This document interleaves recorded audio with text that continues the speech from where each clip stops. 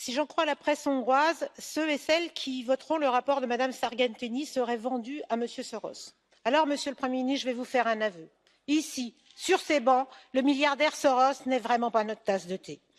J'invite celles et ceux qui croient et qui veulent éviter la caricature et qui croient que l'état de droit a encore un sens en démocratie à lire le rapport de Mme Sargentini, juste le lire. Elle s'appuie sur les avis notamment du Conseil de l'Europe et notamment de la Commission de Venise et de l'ONU.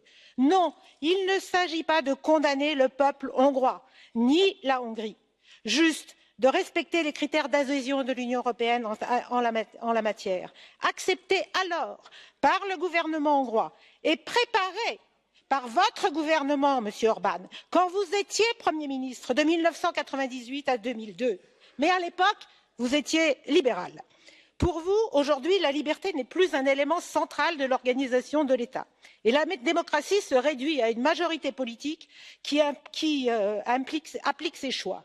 Le fort contre le faible. Alors oui, en Hongrie, il y a régression des droits. Pour la justice, pour la presse, pour l'éducation, pour l'asile, pour les ONG.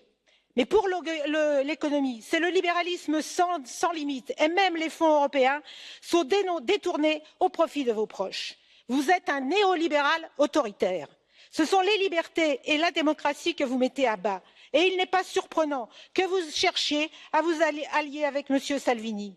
Votre illibéralisme fait le lit du pire nationalisme, de la xénophobie et donc de l'extrême droite. Et il suffit de regarder ici qui aujourd'hui est en train de vous applaudir. Oui, merci, sifflez-moi, ça m'arrange. Chacun prendra donc ses responsabilités demain et nous verrons qui est qui.